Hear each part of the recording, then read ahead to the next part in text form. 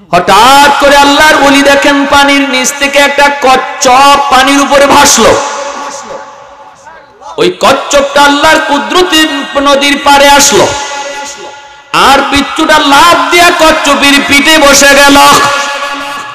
কচ্ছপটা খেয়া হইয়া বিচ্ছুটাকে নদী পার করে দিল। আল্লাহ পাক রব্বুল আলামিন তার কুদরতে পার করে দিলেন। এইবার জন্নুল মিসরি কয়, মালিক বিচ্ছু তো তুমি পার করে দিছো, কিন্তু আমারও তো নদী পার হতে মন চায়, কিন্তু কেমন করে নদী পার হব? কোনো খেয়া নাই, কোনো নৌকা নাই, আল্লাহ কেমন করে নদী পার হই? মালিক আমাকে নদী পার করাও, বিচ্ছুরে যদি তুমি পার করাইতে পারলা আমাকেও তুমি পার করাও। আল্লাহ পাক তার অলির অন্তরে ইলহাম করে দিলেন, হাতের জায়নামাজ পানিতে বিছায় দাও আর জায়নামাজে বসে পড়ো, আমি আল্লাহ তোমাকে জায়নামাজে বসাইয়া নদী পার করায় দিব। সিলেটের শাহজালাল মুজুদ্দিন ইয়ামনি রহমাতুল্লাহি আলাইহি গৌর গোবিন্দের সাথে যুদ্ধ করতে ইয়ামন থেকে এসেছেন। সুরমা নদীর সবগুলি নৌকা গৌর গোবিন্দ সরায় দিল। এরপরে আল্লাহর ওলি সঙ্গী সাথী নিয়ে তিনি নদী পার হয়েছেন। নৌকায় না যায় নামাজে, যখন নৌকায় না যায় নামাজে, জানেননি আপনারা? নৌকা সরায় দিল, যায় নামাজে বৈশা শাহজালাল মুজুদ্দিন ইয়ামনি নদী পার হইছেন। এইবার আল্লাহর ওলি বিচ্ছুর পিছনে পিছনে দৌড়তেছেন। বিচ্ছুটা কোন দিকে যায় একটু দেখতে মন চায়, কোন দিকে যায় দেখতে একটু মন চায়। হঠাৎ করে আল্লাহর ওলি দেখেন হাওরের মাঝখানে একটা গাছ, গাছের নিচে একটা যুবক মনের আনন্দে ঘুমাইতেছে। এই যুবকের দিকে বিচ্ছুটা দ্রুত বেগে যাইতেছে। আল্লাহর ওলি জুন্নুল মিসরি ইনিও বিচ্ছুর পিছনে পিছনে আসতেছেন। কাছে আইসেই দেখেন ওই যুবক, যে যুবক মনের আনন্দে ঘুমায়, তার চতুর্দিকে তার এই গরু ছাগলগুলি, ওই যে দুম্বা ভেড়াগুলি চতুর্পাশে, মাথার পাশে বিশাল এক সাপ ফনা ধরে আছে। ফনা যে কোনো মুহূর্তে যুবককে দংশন করবে। ওই অবস্থায় বিচ্ছুটা যাইয়ে লাফ দিয়া সাপের মাথায় বসলো, বসেই সাপরে কামড় দিল। মুহূর্তের ভিতরে সাপটা জায়গায় মারা গেল। এইবার আল্লাহর ওলি যুবককে ঘুম থেকে উঠাইলেন। যুবক একটু উঠো, মাথার পাশে কি ঘটে গেল যুবক একটু দেখো রে। যুবক তাকে দেখে অসম্ভব আল্লাহ পাক সম্ভব করে দিয়েছে। যুবক চোখ দিয়ে পানি ধরা, আল্লাহর ওলি গো কেমনে কি হলো? জুন্নুল মিসরি কয়, বাবারি সাপে তোমারে কামড় দেওয়ার কথা, ওই অবস্থায় আল্লাহ নদীর ওই পার থেকে বিচ্ছু পাঠাইছে তোমাকে বাঁচানোর জন্য। সাপরে বিচ্ছুটা কামড় দিয়ে মেরে ফেললো। ও যুবক বলো না, যৌবনে তুমি কেমন করে আল্লাহরে এত খুশি করলা? যৌবনে তুমি কেমন করে আল্লাহর ওলি হইলা? কি তোমার নেকামল একটু বলো, এতটা মায়া আল্লাহ তোমারে কেমনে করলো? যুবক চোখের পানি মুছে আর কান্দে আর আল্লাহর ওলি গো, আমি হলাম একজন রাখাল, মানুষের উটরা খালি করি, দুম্বারা খালি করি। আমি হাওরে জঙ্গলে বন্দরে সর্বত্র দিন কাটায় দেই। মানুষের আমানত আমার কাছে থাকে, সন্ধ্যাবেলা আমানত ফিরে দেই। কিন্তু আমার যা মনে পড়ে, আমি জঙ্গলে থাকি আর বন্দরে থাকি, যেখানেই থাকি না কেন, যখনই আজানের আওয়াজ আমার কানে আসে, সাথে সাথে জঙ্গলে থাকলে জঙ্গলেই নামাজে দাঁড়ায় যায়, হাওরে থাকলে হাওরেই নামাজে দাঁড়াই। আমার দুনিয়ার কাজ আগে না, নামাজ আমার কাছে আগে। আল্লাহু আকবার। দুনিয়ার কাম আমার কাছে বড় নয়, নামাজ আমার কাছে বড়, আমার কাছে বড়। আর আমি যতদূর দেখলাম, আমি ঘর থেকে যখন বের হয়েছি আল্লাহর কাছে দোয়া করে বের হয়েছি, বিসমিল্লাহ তাওয়াক্কালতু আলাল্লাহ লা হাওলা ওয়ালা কুওয়াতা ইল্লা বিল্লাহিল আলিয়্যিল আযীম।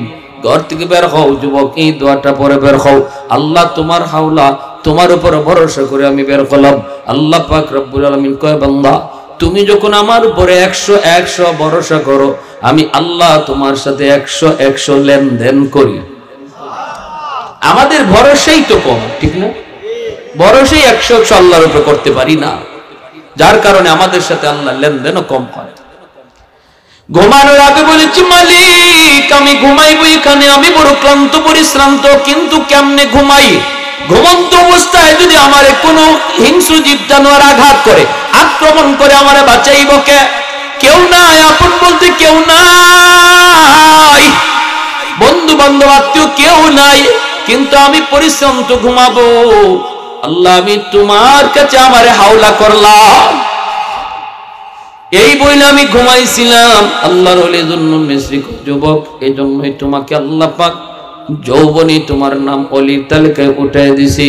আল্লাহর উপর ভরসা করছো তুমি 100 এর জন্য আল্লাহ তোমার সাথে ব্যবহারও করছে 100। এজন্য বলি যুবক, দিলটা নরম করে কথাগুলি শুনো। আজ সমাজে বুড়া মানুষ, বৃদ্ধ মানুষ চোখে পড়ে না, মুরব্বীদের সংখ্যা সমাজে কমে গেছে। কারণ মানুষ এখন বৃদ্ধ হওয়ার টাইম পায় না, মুরব্বী হওয়ার টাইম পায় না, চুলদারি পাকার সময় পায় না, বরং যৌবনী কবরের ডাক চলে আসি। ডান দিকে তাকাও, দেখবা তোমার খেলার সাথী কবরে শুয়ে রইছি। বাম দিকে তাকাও, দেখবা তোমার লেখাপড়ার সাথী কবরে চলে গেছে। মার কাছ থেকে বিদায় নিয়া সন্তান বের হয়েছি, এই সন্তান আর মার কাছে ফিরে আসে না। কত বাবা সন্তানের কাছ থেকে বিদায় নিয়ে যায়, আর সন্তানের মুখ দেখে না। অতএব তোমারে কে বললো তুমি টাইম পাইবা? এখনো তুমি গুনাহ থেকে ফিরতেছ না, এখনো তোমার মুখে নবীর সুন্নাত দেখা যায় না, এখনো তোমারে মসজিদে পাওয়া যায় না, এখনো রমজানে রোজা রাখতে দেখা যায় না। এ যুবক বলো না, বলো না, কত যুবক ঘুমাইলো তো জীবনের শেষ ঘুম হয়ে গেল। তোমারও যদি যৌবনে শেষ ঘুম হয়ে যায়, তাহলে কখন তুমি আল্লাহরে খুশি করবা? কত যুবকের মনে ইচ্ছা ছিল মালিককে খুশি কইরা কবরে যাব, কিন্তু সেই মনের ইচ্ছা আর পূরণ হয় নাই, আর পূরণ হয় নাই। এজন্য বলি না, না যৌবনী আল্লাহর ওলির তালিকায় নামটা লিখাও। একটাবার নিজের মনটারে বুঝাও, মালিক যা করেছি ভুল করেছি, আল্লাহ আর করবো না, আর করবো না। এই জায়গায় বসে বসে যদি তুমি দিলে দিলে আল্লাহকে বলো, মালিক যা করেছি ভুল করেছি, আর করবো না, আল্লাহ মুহূর্তের ভিতরে তোমার নাম গুনাহগারের তালিকা থেকে কাইটা ওলির তালিকায় উঠে দিবে। আত-তাইবু মিনাল যামবি কামান লা যামবা লাহ।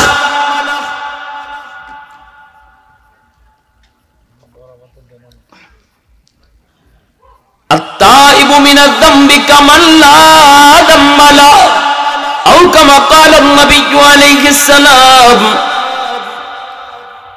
আল্লাহ নবী বলেন, তওবাকারী যখন তওবা করে, আমলনামার ভিতরে আল্লাহ কোনো গুনাহ রাখে না।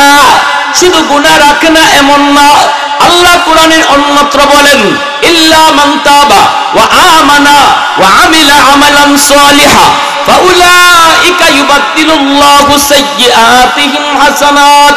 আল্লাহ শুধু তার গুনাহগুলিকে ক্ষমা করেন তা না, ওই গুনাহকে আল্লাহ নেকি দ্বারা বদলায় দেন। গুনাহ যদি পাহাড় পরিমাণ হয়, তওবার খাতিরে আল্লাহ পাক ওই গুনাহকে পাহাড় পরিমাণ নেকি বানায় দেয়। গুনাহ যদি সাগর পরিমাণ হয়, তওবার খাতিরে আল্লাহ পাক ওই সাগর পরিমাণ গুনাহকে আল্লাহ পাক সাগর পরিমাণ নেকি বানায় দেয়। সুবহানাল্লাহ। এই যুবক, এজন্য তওবার দ্বারা বান্দা নগদে আল্লাহর ওলি হয়ে যায়। সুবহানাল্লাহ। নগদে আল্লাহর ওলি হয়ে যায়। তওবাকারী তওবার দ্বারা নগদ আল্লাহর ওলি হয়। এজন্য এই পৃথিবীর সব কিছুতে সময় লাগে। সময় লাগে না শুধু একমাত্র আল্লাহর ওলি হইতে, সময় লাগে না শুধু আল্লাহরে খুশি করতে। সব জায়গায় খুশি করতে সময় লাগে। মানুষকে খুশি করতে টাইম লাগে, মানুষকে খুশি করতে কষ্ট লাগে, কিন্তু আল্লাহকে খুশি করা এত সহজ।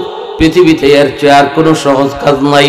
পৃথিবীতে এত সহজ এবং এত কম টাইমে আর কোনো কাম হয় না।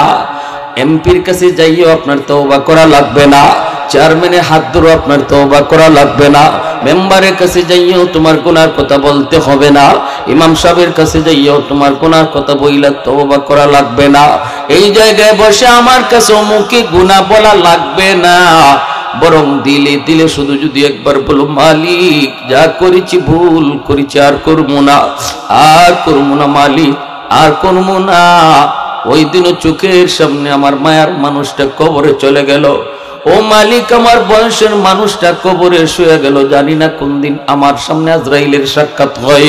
দিলে দিলে শুধু এই কথাটা তুমি আল্লাহকে বলো, আল্লাহ তোমার দিলের কথাটা শুনবে, আর শুইনা কবুল কইরা মুহূর্তের ভিতরে আমার তোমার নাম গুনাহগারের তালিকা থেকে কাইটা ওলির তালিকায় আল্লাহ উঠায় দিবে। বসার আগে ছিলাম গুনাহগার, হয়ে গেলাম আল্লাহর ওলি, আল্লাহু আকবার। বসার আগে আমি ছিলাম জিরো, হয়ে গেলাম হিরো, আল্লাহু আকবার।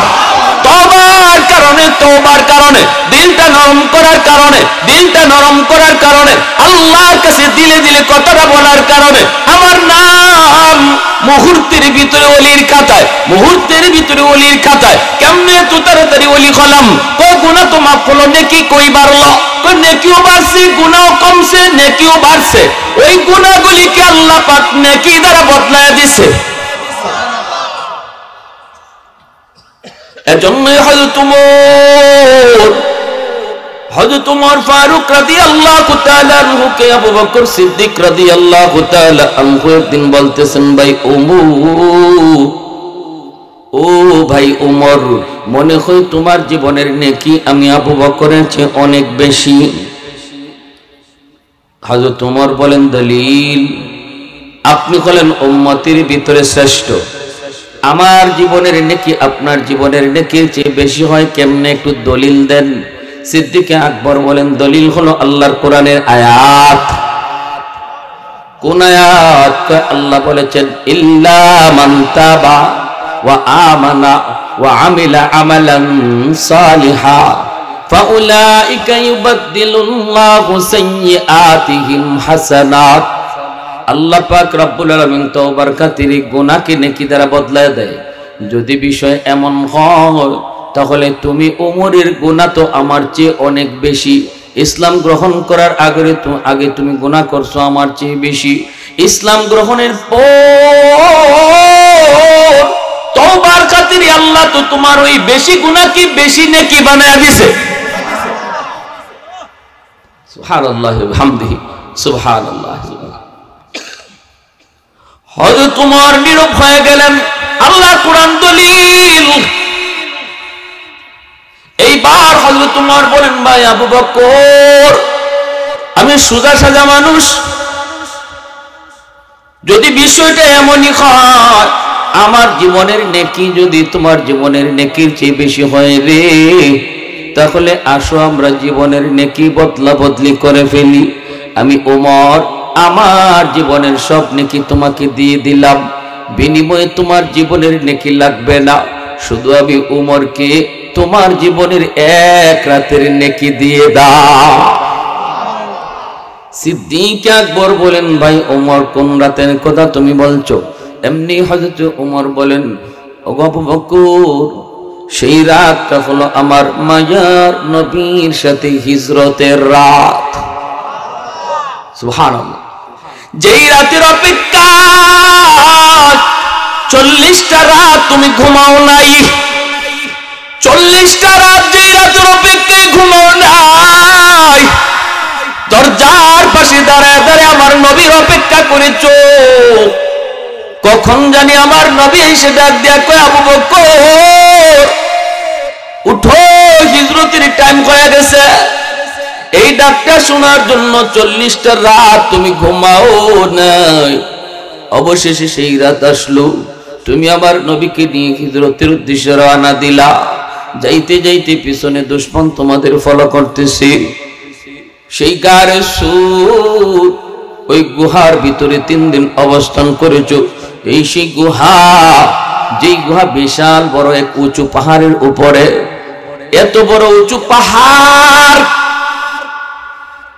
আজও যারা মক্কা মদিনা গেছেন, মক্কা শরীফ যারা গেছেন, আপনাকে যখন ভ্রমণে বের করে ওই গর্ত দেখায়, ওই গুহাটা দেখায়, গারে সুর, কয়জন আছে ওই পাহাড়ের উপরে উঠবে?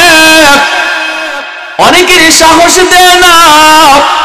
অথচ ওই সময় তো কোনো রাস্তাও ছিল না, পাহাড় বেয়ে বেয়ে ওই গুহা পর্যন্ত বসতে হয়েছে। এখন তো সৌদি সরকার ঘুরে ঘুরে অনেক রাস্তা করেছে, এই রাস্তা দিয়ে এখনো অনেক মানুষ সাহস করে না।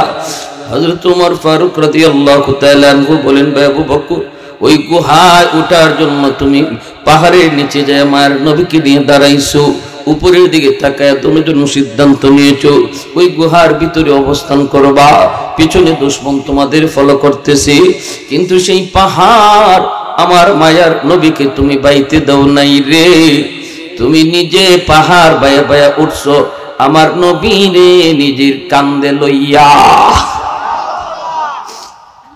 রহমতের নবীরে নিজের কান্দে উঠাইছিলা আর নিজে বায়া বায়া পাহাড় বায়া ওই গুহার কিনারা যায় গেছো, যে নবীকে বলছো নবী গো আপনি গুহার মুখে দাঁড়ান, আপনি আগে গুহায় ঢুকেন না গো নবী, আমি একটু আগে গুহার ভিতরে ঢুকে দেখি গুহাটা নিরাপদ কিনা, নাকি আবার কোনো হিংস্র জীব জানোয়ার আছে, যদি কোনো হিংস্র জীব জানোয়ার আমি আবু বকরের ক্ষতি করে এতে উম্মতের এত ক্ষতি হবে না, কিন্তু আপনার যদি কোনো ক্ষতি হয়ে যায় গো নবী, উম্মত কোনোদিন ক্ষতিপূরণ দিতে পারবে না, আপনি এখানে দাঁড়ান।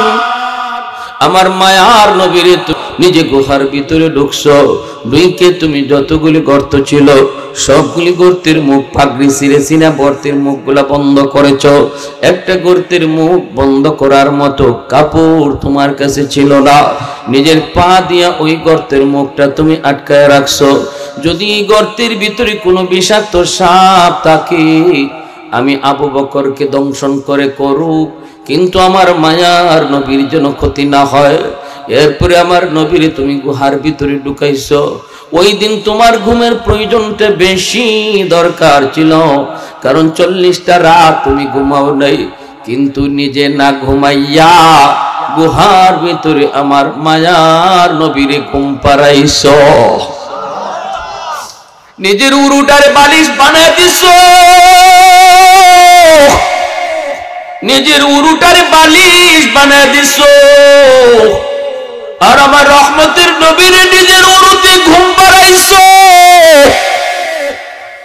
বিষাক্ত সাপ তোমার পায়ে কামড় দিল, বিষের যন্ত্রণায় তুমি ছটফট, বিষের যন্ত্রণায় তুমি অস্থির, হজম করেছো যন্ত্রণা, তুমি হজম করেছো, চেহারা তোমার কালো হয়ে গেছে, বডি তোমার কালো হয়ে গেছে, কিন্তু বডি তুমি নাড়াচাড়া করো না, যন্ত্রণায় তুমি অস্থির কিন্তু বডি নাড়াও না, কারণ বডি যদি নাড়াও আমার মায়ার নবীর ঘুম ভেঙে যাবে। ও ভাই আবু বকর, ওই একটা রাতের নেকি আমি উমরকে তুমি দিয়ে দাও, বিনিময়ে আমি উমর আমার জীবনের সব নেকি তোমাকে দিয়ে দিব, যেরকম সুবহানাল্লাহ। सिद्दीक तेरा नाम से इस्लाम रहेगा,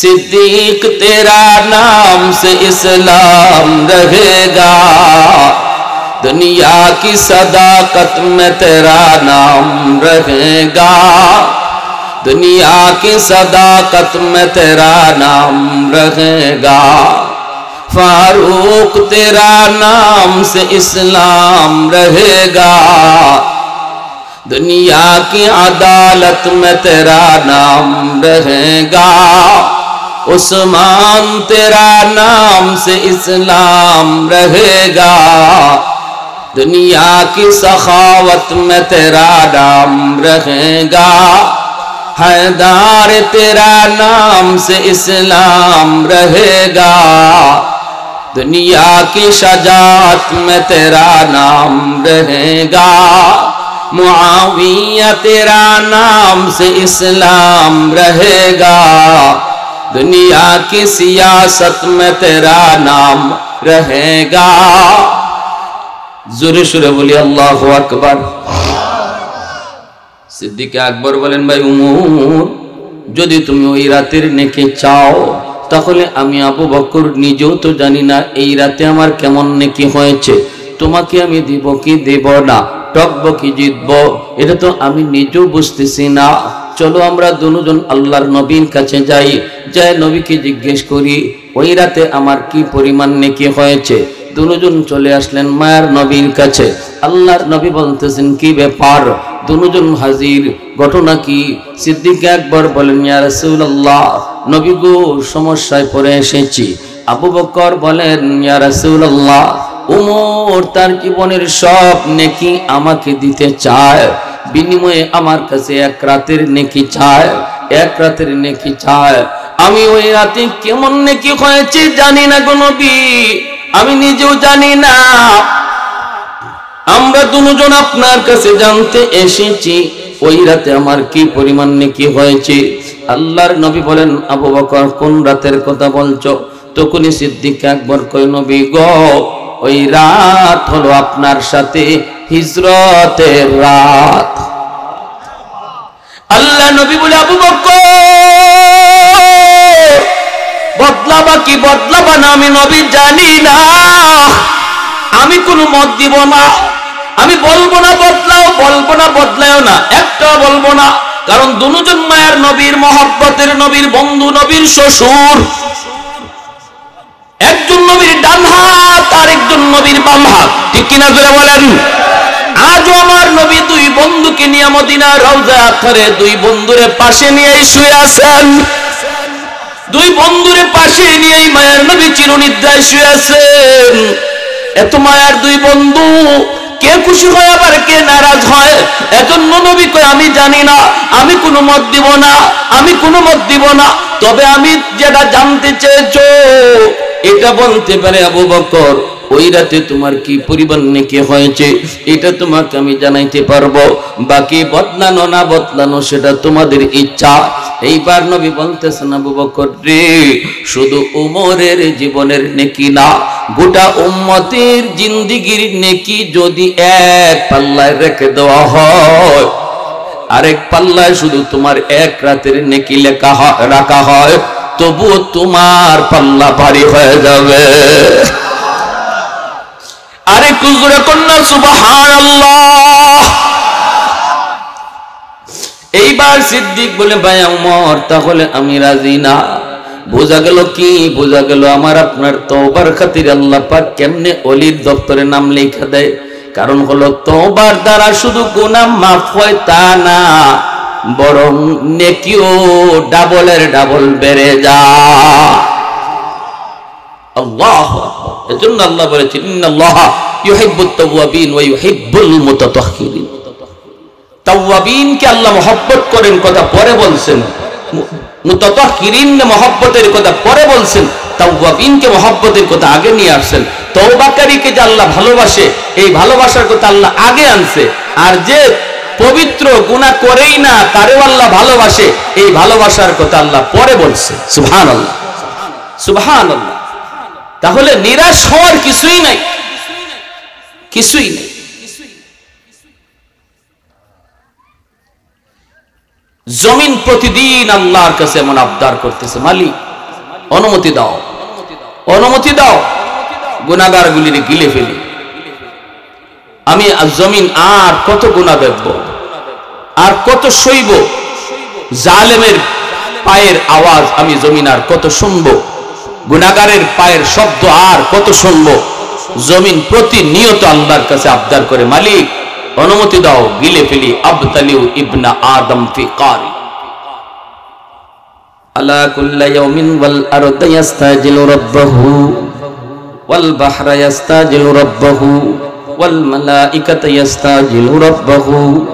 আল্লাহ পাক রব্বুল আলামিন বলেন হাদিসে কুদসি, আল্লাহর নিজের ভাষা, প্রতিদিন জমিন আল্লাহর কাছে আবদার করে, মালিক অনুমতি দাও, অনুমতি দাও, গিলে ফেলি। তুরস্কের জমিন 5 তলা 10 তলা বিল্ডিং গিলে ফেলেছে, 50,000 মানুষকে গিলে ফেলেছে। কয়েকদিন আগের ঘটনা। সিরিয়ার জমিন আজ অনেক মানুষকে মাটির নিচে পাওয়া যায়, অনেক মানুষের কোনো খবরও পাওয়া যায় না।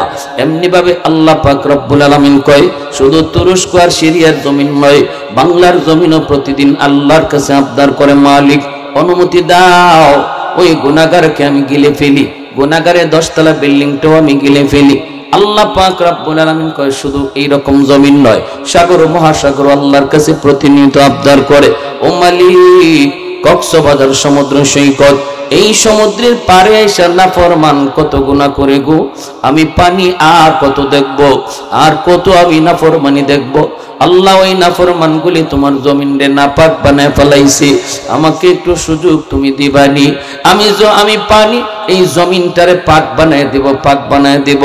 আল্লাহ পাক রব্বুল আলামিন কইরে জমিন থাম থাম, আমি আল্লাহ দেখতেছি তোমরা যারা এই জমিন ধ্বংস করে দিতে চাও, আমি আল্লাহ দেখি এই জমিনে কেমন অন্যায় হয়, কেমন অত্যাচার হয়, কেমন জুলুম হয়, আমি আল্লাহ দেখি এই জমিনে কেমন গুনাহ হয়, কেমন জুলুম হয়, আমার নবীর নায়েব রাসূলদের সাথে কেমন আচরণ হয়, আমি আল্লাহ দেখি।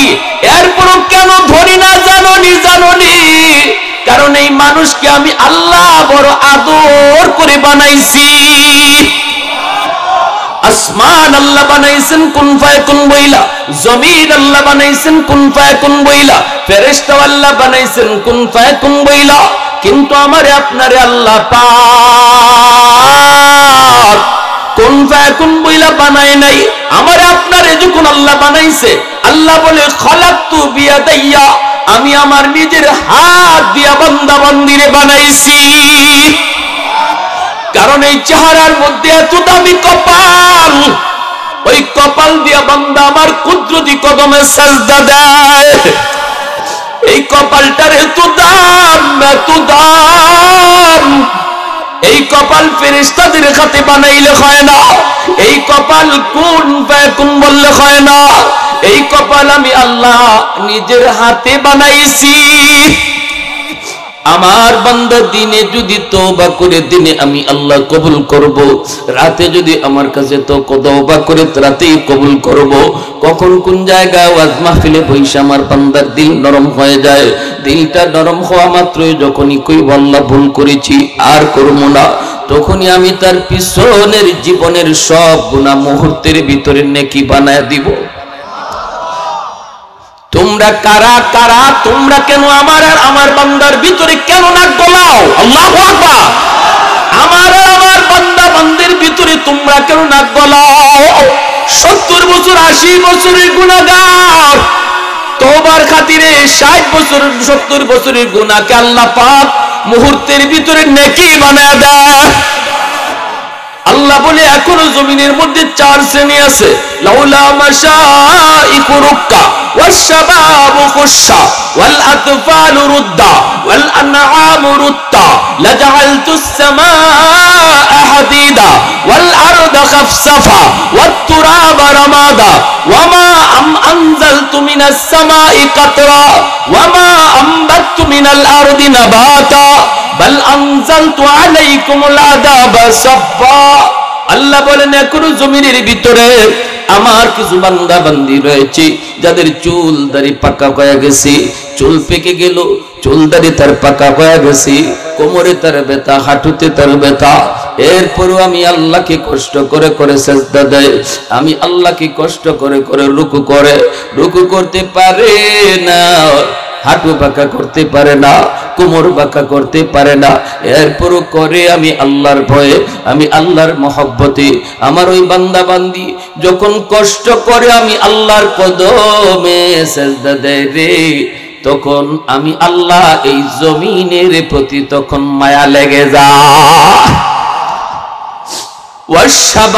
ওয়াশাবাবু খুশা, আল্লাহ বলেন এখনো জমিনের মধ্যে এমন কিছু যুবক, এমন কিছু যুবক রয়েছে যৌবনের পাগলামি করে না, যৌবনে আমি আল্লাহকে ডাকে, যৌবনে গুনার কাজে যায় না, যৌবনে গানের আসরে যায় না, যৌবনে যাত্রার প্যান্ডেল করে না, অথচ তার যৌবনের চাহিদা ছিল গুনাহ করা। আমি আল্লাহর ভয়ে, আমি আল্লাহর মহব্বতে দুনিয়ার হারাম প্রেম নাপাক ভালোবাসার দিকেও দৌড়ায় না, কলিজার ভিতরে আমার মহব্বত জমায়, আমার হাবিবের মহব্বত তার কলিজায়। চেহারার দিকে তাকাইলে নবীর সুন্নত, মাথায় তাকাইলে নবীর সুন্নত, খাইতে গেলেও নবীর সুন্নত, তার দিকে তাকাইলে ওই যুবকের কলিজার দিকে যখন আমি আল্লাহ তাকাই আর দেখি আমার ভয়ে বান্দা গুনাহ থেকে নিজের বাঁচাইতেছে, তখন তার দিকে তাকাইলেও জমিনের প্রতি আমার মায়া লেগে যায়।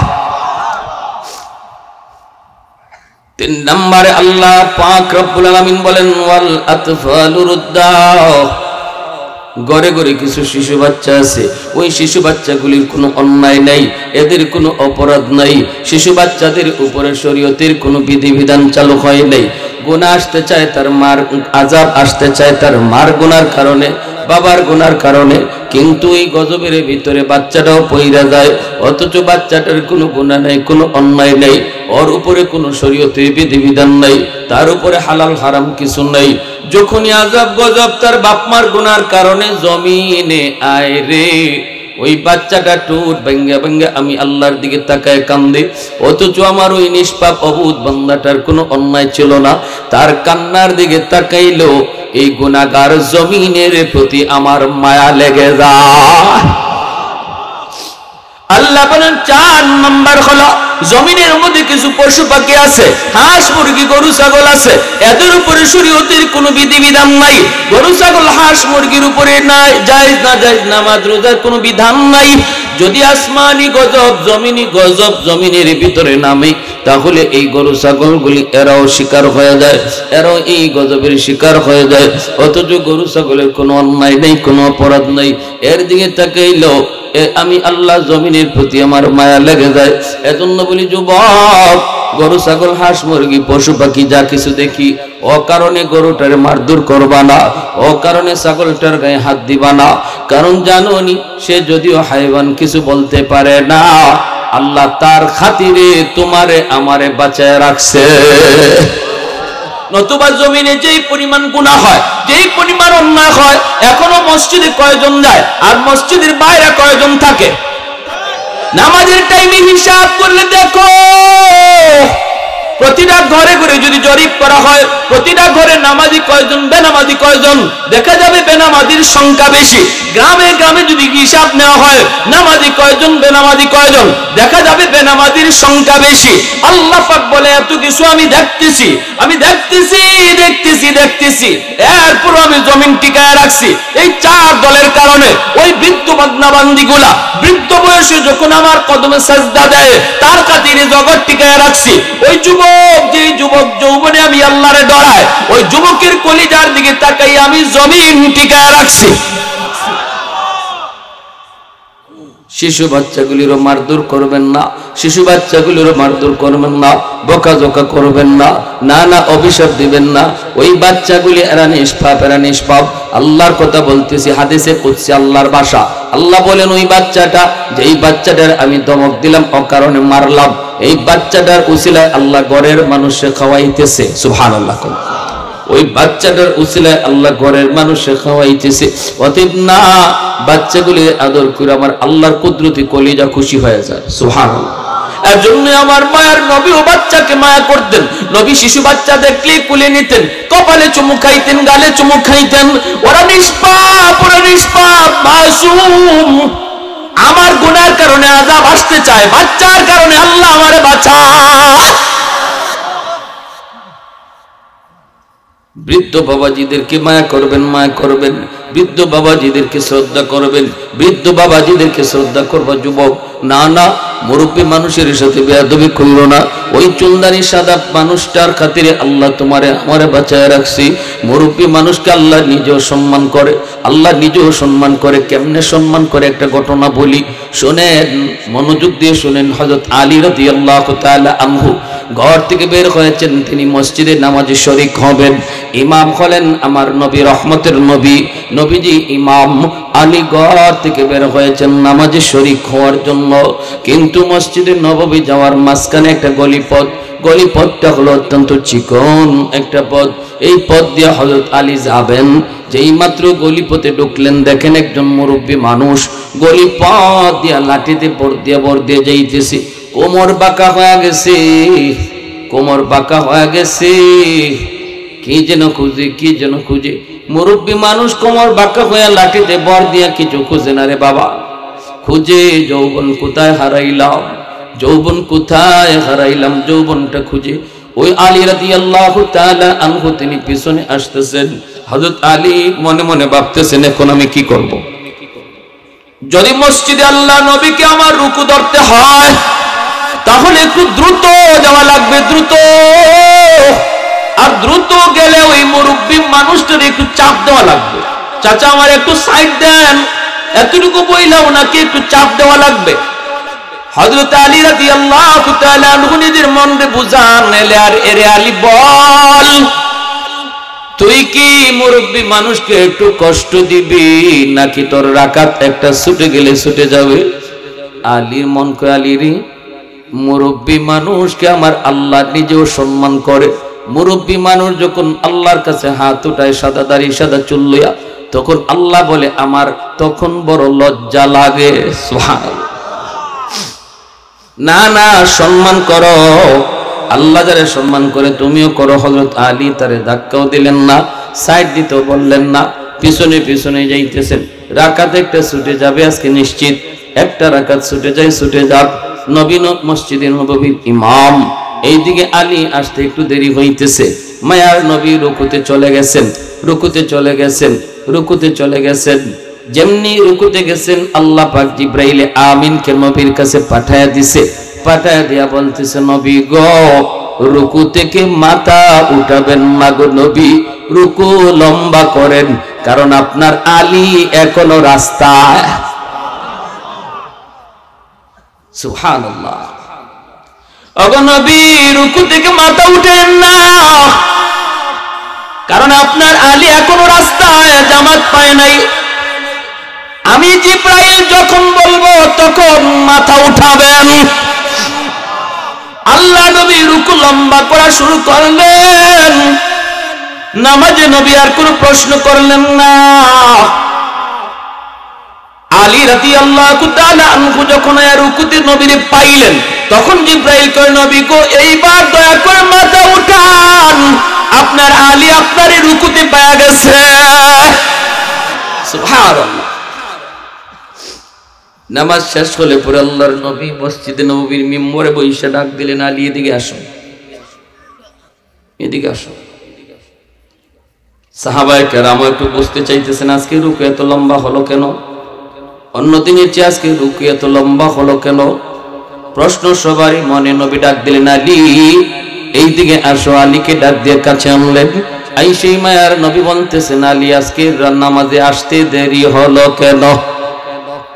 হযরত আলী রাদিয়াল্লাহু তাআলা আনহু বলেন, নবী গো, কই বেশি দেরি হয় নাই, আমি তো আপনাকে রুকুতে পাইছি। আল্লাহ নবী কয়, আলী কেমনে পাইছো? হুশ নাই, হুশ থাকার কথাও না রে। তোমার রুকু পাওয়ার জন্য আল্লাহ পাক আমাকে রুকুতে হ্যাং কইরা রাখছে। সুবহানাল্লাহ। আমারে আল্লাহ পাক রুকুতে আটকায় রাখছে যেন তুমি রুকু পাও। হযরত আলী অবাক হয়ে গেলেন, ইয়া রাসূলুল্লাহ, এত কিছু ঘটে গেছে আমি বুঝি নাই গো নবী। আল্লাহ নবী কই, বুঝতে হবে না, আগে বলো কি হয়েছে, রাস্তা কি হয়েছে কও। হযরত আলী বিস্তারিত বলার পর মায়ের নবীর চোখ দিয়ে দর দর করে পানি পড়ে। আর নবী কয়, আলী রে, একজন মুরব্বীরে সম্মান করার কারণে আল্লাহ পাক তোমারে কি পরিমাণ সম্মানী বানাইছে দেখো। এ যুবক, আজকে মুরব্বীর দিকে তুমি চোখ লাল করে তাকাও কোনো কারণে, সাবধান। চুলদারি সাদা মানুষগুলো আল্লাহর কাছে বড় দামি, বড় দামি, বড় দামি।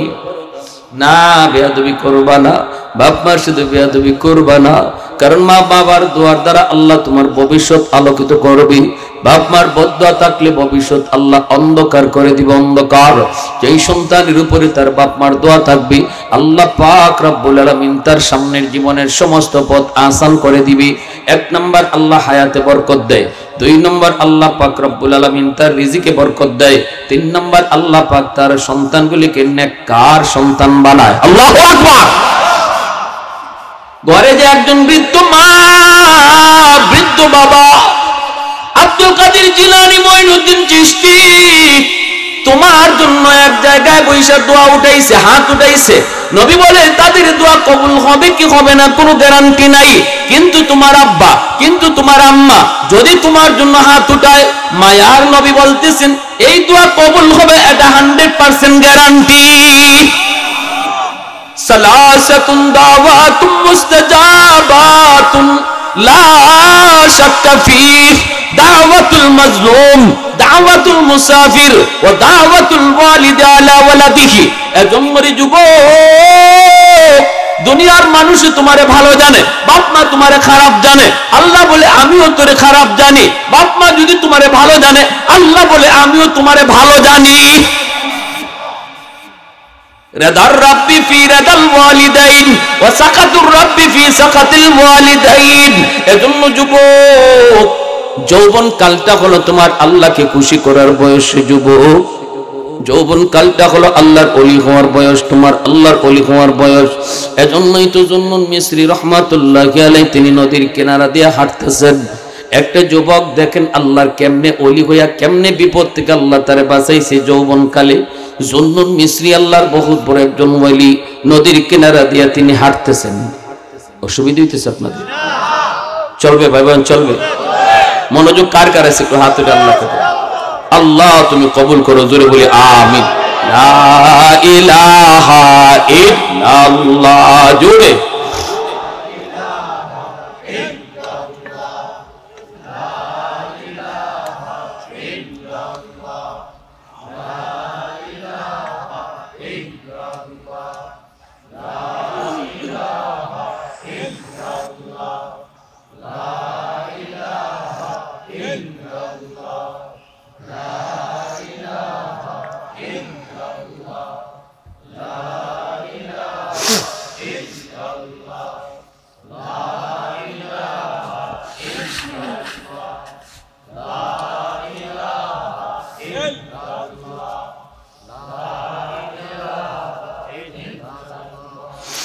লা ইলাহা ইল্লাল্লাহ,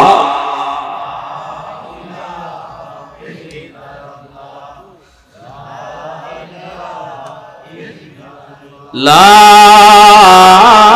ইলাহা ইল্লাল্লাহু মুহাম্মাদুর রাসূলুল্লাহ।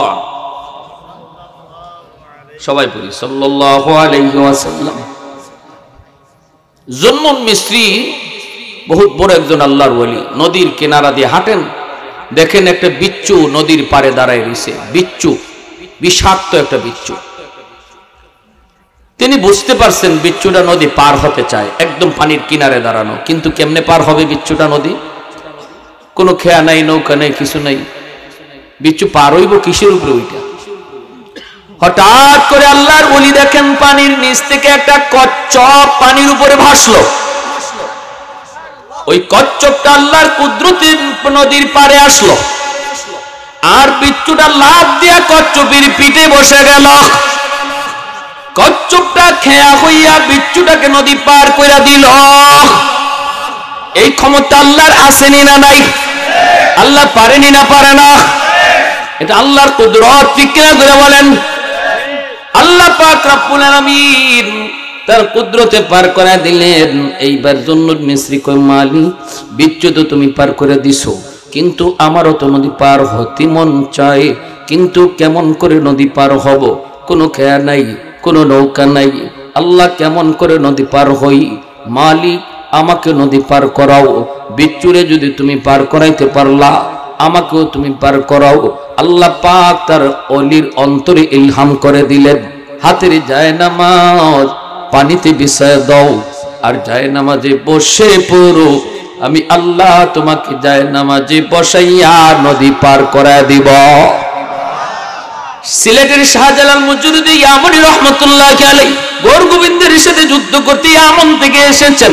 সুরমা নদীর সবগুলি নৌকা গৌর গোবিন্দ সরায় দিল। এরপরে আল্লাহর ওলি সঙ্গী সাথে নিয়ে তিনি নদী পার হয়েছেন। নৌকায় না যায় নামাজে? জোরে কোন নৌকায় না যায় নামাজে? জানেননি আপনারা? নৌকা সরায় দিল, যায় নামাজে বৈশা শাহজালাল মুজুদ্দিন ইয়ামানি নদী পার হইছেন। তাহলে এটা কে করাইছে? জোরে বলেন, কে করাইছে? আল্লাহ যদি করাইতে পারে, মানুষ যা পারে না পারে কে? এর নামই তো হল আল্লাহর কুদরত। ওলিদের দ্বারা যদি হয় কারামত, নবীদের দ্বারা যদি হয় মুজিজা, করায় কে? তাহলে এটা অস্বীকার করার, গাঞ্জাখুরি কথা খাওয়ার সুযোগ করি। তুমি যদি কও যে এটা খালি কিচ্ছা, হুজুররা খালি এই কিচ্ছা কি আজগবি কিচ্ছা লই আইছে, এটা কেমনে সম্ভব? আরে সম্ভব তো তখনই যদি আল্লাহ করায়। আল্লাহ অসম্ভবের সম্ভব করতে পারে, এই ইয়াকিন যদি তোমার না থাকে তাহলে তো তোমার ঈমানই নাই। ঠিক কিনা জোরে কোন? ঈমানই তো নাই যদি এটা বিশ্বাস না করো। আল্লাহ কোরআনের ভিতরে ওলি আল্লাহদের কারামতের কথা বলছেন।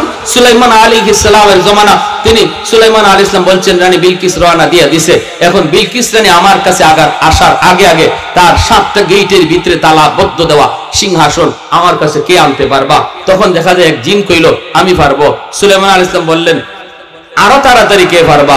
তখন একজন মানুষ যিনি আল্লাহর ওলি ছিল, যার ইসমে আজমের ক্ষমতা ছিল, মুস্তাজাবুদ দাওয়া ছিল, তিনি কয় আমি আরো তাড়াতাড়ি আনতে পারবো।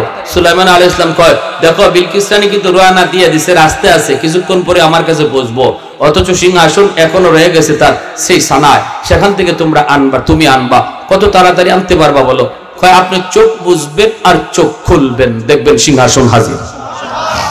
কি ভাই, মাটির নিচ দিয়া বিলকিস রানী আসার আগেই তার সিংহাসন সুলাইমান নবীর সামনে হাজির। এখন অস্বীকার করো, এটা তো কোরআনে আয়াত। কও বলে এটা কিচ্ছা, এটা সত্য না, বলো বলো, বললে ঈমান থাকবে তো? আল্লাহর কোরআন। অতএব এই ধরনের কথা যারা বলে সাবধান, সাবধান, সতর্ক থাকা উচিত তাদের কাছ থেকে। আমরা বলি না কোন ওলি তার নিজের যোগ্যতায় অসম্ভবকে সম্ভব করে, আমরা বলি ওলির দ্বারা যা অসম্ভব সম্ভব হয় করায় কে? তাহলে এখানে তোমার ব্রেন হ্যাং মারবেই তো। আল্লাহর ক্ষমতায় যদি তোমার বুঝবার মতো জ্ঞান থাকতো তাহলে তো তুমি হইতা।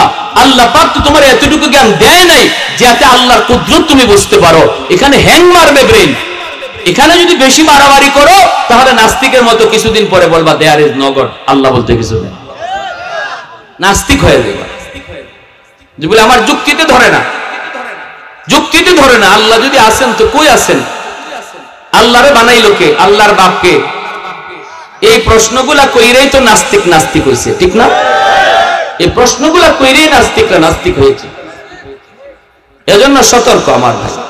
জুন্নুন মিসরি রাহমাতুল্লাহ আলাইহি কারামাতুল আউলিয়া হাক্কুন, এটা আহলে সুন্নাহ ওয়াল জামাতের আকীদা। আমাদের প্রত্যেকের এই ব্যাপারে বিশ্বাস আছে, ওলি আল্লাহদের কারামতের হক।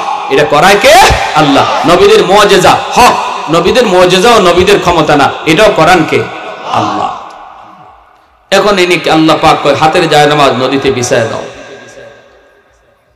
জুন্নুন মিসরি হাতের জায়নামাজ তিনি নদীতে বিছায় দিলেন।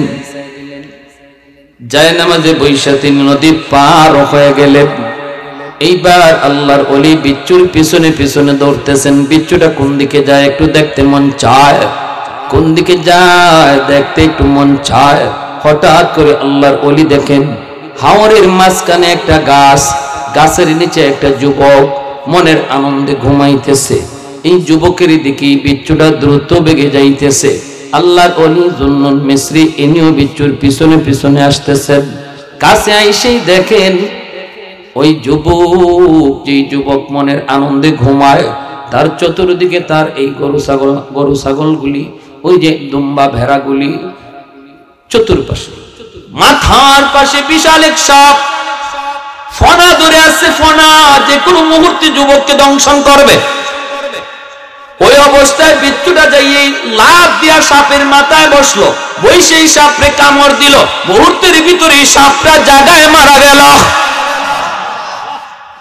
এইবার আল্লাহর ওলি যুবককে ঘুম থেকে উঠাইলেন।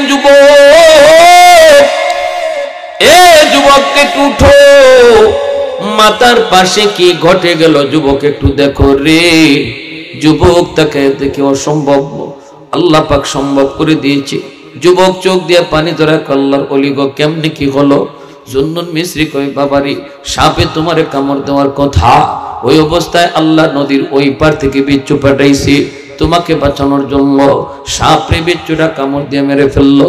ও যুবক বলো না, যৌবনে তুমি কেমন করে আল্লাহরে এত খুশি করলা?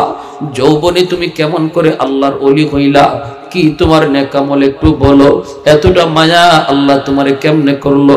যুবক চোখের পানি মুছে আর কান্দে আর কয়, আল্লাহর ওলি গো, আমি হলাম একজন রাখাল, মানুষের উটরা খালি করি, দুম্বারা খালি করি, আমি হাওরে জঙ্গলে বন্দরে সর্বত্র দিন কাটায় দেই, মানুষের আমানত আমার কাছে তাকে সন্ধ্যাবেলা আমানত ফিরে দেই। কিন্তু আমার যা মনে পড়ে, আমি জঙ্গলে থাকি আর বন্দরে থাকি, যেখানেই থাকি না কেন, যখনই আজানের আওয়াজ আমার কানে আসে, সাথে সাথে জঙ্গলে থাকলে জঙ্গলেই নামাজে দাঁড়ায় যায়, হাওরে থাকলে হাওরেই নামাজে দাঁড়ায়। আমার দুনিয়ার কাজ আগে না, নামাজ আমার কাছে আগে। আল্লাহু আকবার। দুনিয়ার কাম আমার কাছে বড় নয়, নামাজ আমার কাছে বড়, আমার কাছে বড়। আর আমি যতদূর দেখলাম, আমি ঘর থেকে যখন বের হয়েছি আল্লাহর কাছে দোয়া করে বের হয়েছি, বিসমিল্লাহ তাওয়াক্কালতু আলাল্লাহ লা হাওলা ওয়ালা কুওয়াতা ইল্লা বিল্লাহিল আলিয়্যিল আযীম। ঘর থেকে বের হও যুবক, এই দোয়াটা পরে বের হও। আল্লাহ তোমার হাওলা, তোমার উপর ভরসা করে আমি বের হলাম। আল্লাহ পাক রব্বুল আলামিন কয়, বান্দা তুমি যখন আমার উপরে 100 ভরসা করো, আমি আল্লাহ তোমার সাথে 100 লেনদেন করি। আমাদের ভরসাই তো কম, ঠিক না? ভরসাই 100 আল্লাহর উপর করতে পারি না, যার কারণে আমাদের সাথে আল্লাহ লেনদেনও কম হয়। ঘুমানোর আগে বলেছি, মালিক আমি ঘুমাইবো এখানে, আমি বড় ক্লান্ত পরিশ্রান্ত, কিন্তু কেমনে ঘুমাই? ঘুমন্ত অবস্থায় যদি আমারে কোনো হিংস্র জীব জানোয়ার আঘাত করে, আক্রমণ করে, আমারে বাঁচাইব কে? কেউ নাই, আপন বলতে কেউ নাই, বন্ধু বান্ধব আত্মীয় কেউ নাই, কিন্তু আমি পরিশ্রান্ত ঘুমাবো। আল্লাহ আমি তোমার কাছে আমারে হাওলা করলাম, এই বইলে আমি ঘুমাইছিলাম। আল্লাহর ওলির জন্য মিশ্রিক যুবক, এই জন্যই তোমাকে আল্লাহ পাক যৌবনী তোমার নাম অলির তালিকায় উঠাই দিছি। আল্লাহর উপর ভরসা করছো তুমি 100 এর জন্য আল্লাহ তোমার সাথে ব্যবহারও করছে 100। এজন্যই রে যুবক, এজন্যই বলি, যত আল্লাহর অলি হয়ে গেছেন দুনিয়াতে সবাই কিন্তু অলির খাতায় নাম লেখাইছেন যৌবন কালে। এই যৌবন কালটা তুমি পাগলামি করে কাটাইতেছো, এই যৌবন কালটা তুমি গুনার কাজে কাটাইতেছো, অথচ এই বয়সটাই ছিল তোমার আল্লাহর ওলি হওয়ার বয়স। কি ভাই? হ্যাঁ, ভুলটা যদি বুঝালাই, আল্লাহ যা করেছি ভুল করেছি, এতটুকুই যথেষ্ট। দিলে দিলে কারো শোনাইতে হবে না। এখানে বসে আমরা যারা আছি, পিছনের কথাগুলা আল্লাহর কাছে দিলে দিয়ে বলবো, আল্লাহ যা করেছি ভুল করেছি। সামনে আসতেছে রমজান, আল্লাহ অনেক রোজা আগে ছাড়ছি, আর একটা রোজাও ছাড়তে আমি রাজি না। আল্লাহ আমাকে পরিপূর্ণ রোজাগুলি রাখার তৌফিক দিও। আল্লাহ আমার পিছনের সব গুনার ব্যাপারে আমি তোমার কাছে তওবা করলাম। এতটুকু কথা দিলে দিলে কারা কারা বলতে রাজি? আল্লাহরে দেখা। আল্লাহ তুমি কবুল করো, মঞ্জুর করো। সবাই বলি আমিন। আর একটু জোরে বলি আমিন, আরো জোরে বলি আমিন। আল্লাহ আমরা আর মা বাবারে কষ্ট দিব না, আল্লাহ আমরা আর বাপ মারে কষ্ট দিব না, মা বাবার অমান্য হব না। আয় আল্লাহ মুরব্বীদের সাথে আর বেয়াদবি করব না। আল্লাহ তোমার ঘর মসজিদে 5 ওয়াক্ত নামাজ পড়ব, রমজানের রোজাগুলি রাখবো, পাক্কা ইরাদা আমরা করতেছি। আল্লাহ আমাদের পিছনের সব গুনাহ মাফ করো। সবাই কোন আমিন, আরো জোরে বলেন আমিন। আজকের মাহফিলকে আল্লাহ কবুল করুন, আজকের এই আয়োজনকে আল্লাহ কবুল করুন। এই মাহফিলের উসিলায় এলাকাবাসী সব মুর্দেগানকে আল্লাহ মাফ করুন। দুরূদ শরীফ পড়ি। আল্লাহুম্মা সাল্লি আলা মুহাম্মদ ওয়া আলা আলি মুহাম্মদ কামা সাল্লাইতা আলা ইব্রাহিম ওয়া আলা আলি ইব্রাহিম ইন্নাকা হামিদুম মাজিদ। আল্লাহুম্মা বারিক আলা মুহাম্মাদিন ওয়া আলা হাদানা লিহাদা ওয়া মা কুন্না লিনাহতাদিয়া লাউলা আন হাদানা আল্লাহ। لقد جاءت رسل ربنا بالحق ربنا ظلمنا أنفسنا وإن لم تغفر لنا وترحمنا لنكونن من الخاسرين رب ارحمهما كما ربياني صغيرا يا أرحم الراحمين يا أكرم الأكرمين يا راحم المساكين أسألك مسألة المسكين। আল্লাহ কুদরতি নজরে, মায়ার নজরে তুমি তাকাও, দেখো না তোমার কত বান্দা। হে আল্লাহ নুজুলে রহমতের সময় তোমার দরবারে হাত উঠাইছে। আয় আল্লাহ, জানি না আমাদের কার হায়াত তুমি কতদিন দুনিয়াতে বাকি রাখছো। কত মায়ার মানুষ অন্ধকার কবরে শুয়ে রয়েছে, কত ভাই ভাইরে নিজের হাতে কবরে রাখলো, কত সন্তান আদরের বাবারে নিজের হাতে কবরে রাখলো, কত সন্তান মারে নিজের হাতে রাখলো, কত বন্ধু বন্ধুরে রাখলো।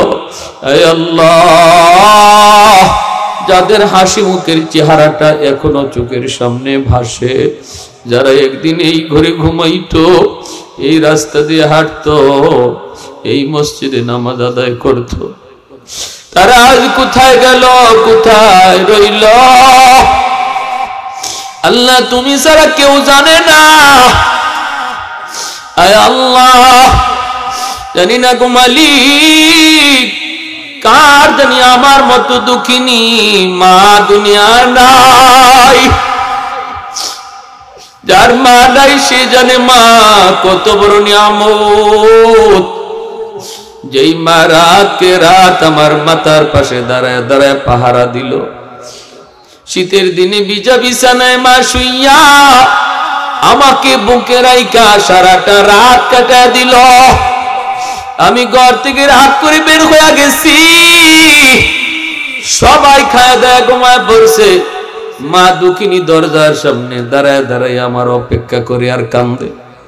পিছনের দরজা দিয়ে আম্মাকে ডাক দিতে দেরি হয়েছে, মার দরজা খুলতে দেরি হয়ে যায়। এমন মারে তুমি কবরে মাইরো না, এমন মারে কবরে আযাব দিও না। ও মালিক, কুদরতের নজরে দেখো,